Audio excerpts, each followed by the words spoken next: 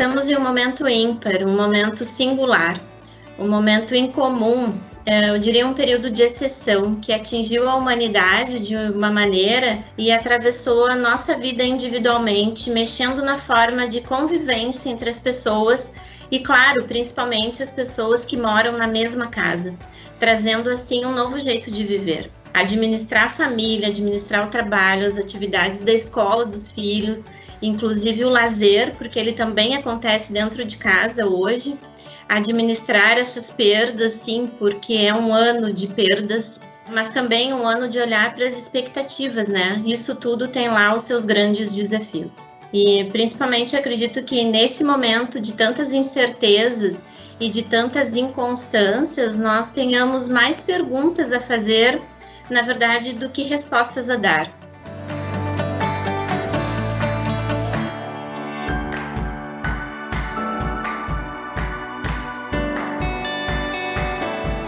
De alguma forma, a gente está tendo um tempo juntos que seria impossível. A gente está podendo acompanhar e conhecer aspectos dos nossos filhos que de outra forma, certamente a gente não teria essa lente de aumento, essa possibilidade de acessar sentimentos, de ver reações. Então, como essa família pode ir se relacionando num momento que não é o de férias, por estarmos 24 horas juntos, isso faz com que a gente tenha um excesso de relações, em psicanálise a gente chama isso de relações endogâmicas, essas primeiras, elas que estão dentro, né, são constitutivas, e com as quais a gente carrega uma história inteira. Então, é diferente para uma criança ter que fazer a tarefa de casa com a professora e ter que fazer com a mãe. Porque quando ela está se relacionando com a mãe, ela não está se relacionando só naquela tarefa objetiva, ela está se relacionando com a história toda que ela tem com a mãe. E isso faz muita diferença. Faz emergir conflitos que estavam ali, isso faz emergir características que estavam ali. Não vamos evoluir na manifestação emocional sem reconhecer e aceitar o que eu sinto. Eu aceito meu medo, minha raiva, minha tristeza, alegria. Como eu comunico essas emoções? Acredito sim na capacidade de amar, perdoar, mas exige preparação, exercício, disposição. Isso tudo pode ser aprendido juntos. Família, ela é exemplo, cuidado, proteção. Então é possível ajudar a criança e o jovem a identificar que emoção eles estão sentindo nesse momento, nomeá-la, respeitar esse sentimento, buscar alguma forma de expressão e quem sabe associar um comportamento que de alguma forma traz conforto. Então quando o adulto fala sobre o seu sentimento, olha, agora eu tô irritada, não seria uma boa hora para realizarmos essa tarefa, eu vou tomar um banho, isso pode me trazer calma, me trazer conforto e de repente depois a gente faz essa atividade. Então é um olhar generoso e respeitoso para si que vai auxiliar a criança e o jovem a perceber e reconhecer algumas emoções e também como lidar com elas.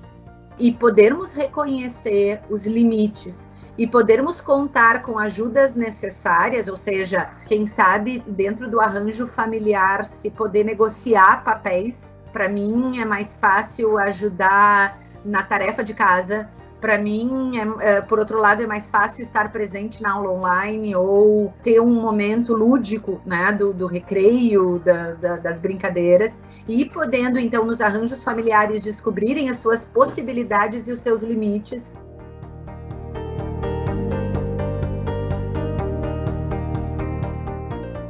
As crianças vão apresentar sintomas, os adolescentes vão apresentar sintomas, e isso não significa adoecimento necessariamente. Prejuízo de sono, prejuízos de cuidados, de alimentação, habilidades, né, de se relacionar mais comprometidas, então crianças mais entristecidas ou mais solitárias, comportamentos mais agressivos. E isso precisa ser acolhido. Então, quando a intensidade desse sintoma for tão maior a ponto de produzir impedimentos, produzir sofrimento, produzir inibições no funcionamento da criança, bom, aí a gente está diante de uma preocupação maior e desse movimento necessário de poder pedir ajuda. Pode ser que o lugar, por exemplo, da psicoterapia nesse momento seja justamente de poder ser mais um sustentador no atravessamento dessas experiências que estamos tendo, né? E de que pode ser um recurso temporário, inclusive. As pessoas que têm algum transtorno mental, que estão em tratamento, que já têm o seu diagnóstico, elas vão ficar mais próximas de sofrer ou de entrar em crise. Então, essas devem, em primeiro lugar, assim, continuar seus tratamentos.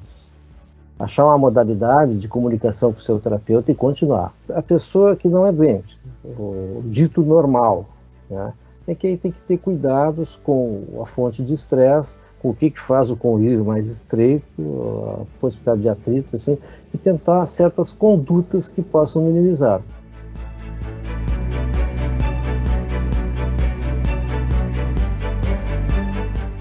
Nesse momento, repleto de incertezas e inseguranças, a escola permanece viva e em movimento. Então, um pouco diferente, pois também precisou de adaptações, mas sentir-se vinculado à escola é sentir uma certeza importante nesse momento turbulento. É perceber que eu ainda sou pertencente e vinculado a esse espaço, a essas pessoas, porque a escola somos todos nós. A nossa contribuição no acompanhamento, ela consiste na sensibilização e na capacitação para o autogerenciamento do projeto de vida das crianças e dos jovens. A escola deve estimular o jogo simbólico que as crianças se utilizam para as leituras do seu cotidiano. Se formos pensar as características de desenvolvimento das crianças, elas vão precisar de linguagens concretas, de materialidade, para desenvolver a afetividade, desenvolver a empatia que encontramos nos momentos de contação de histórias, trabalhar o pote da calma, da raiva, ritualidades de autocuidado, criar uma caixa de desejos, desenhar seus medos, fazer um diário da gratidão, brincadeiras, atividades que possam se expressar. Os adolescentes estão envolvidos nestes afetos e devem ter espaços também para se expressarem. Como estão sendo percebidos? E que leituras e entendimentos fazem desse cenário? Quem sabe o mais importante, ainda que seja o mais difícil, seja justamente atravessar esse momento de incerteza. E isso envolve pensarmos que sim, estamos vivendo lutos de uma forma de viver nesse momento não está sendo possível, mas que a gente ainda não tem a resposta de como vai ser possível depois. Então, uma coisa é sabermos que perdemos e que aquilo não volta. A outra coisa é também essa enunciação de que a gente está vivendo temporariamente perdas. Eu acho que isso dificulta o processo. Eu acho que a gente não pode ler só como luto, né? Porque em algum momento também há a capacidade de postergar, de esperar. É a possibilidade de reconhecer que por enquanto não dá, mas que daqui um pouco vai poder de novo. E essa possibilidade da gente reconhecer que a gente não perdeu tudo da vida é muito boa. Nós não escolhemos de uma maneira direta passar por tudo isso que nós estamos passando, mas nós podemos escolher algumas coisas diante disso tudo que está acontecendo, como investir em saber mais sobre nós mesmos. Eu vou contar superficialmente e viver com profundidade ou o contrário? Então, mais uma vez, eu estendo essa pergunta a cada um de vocês.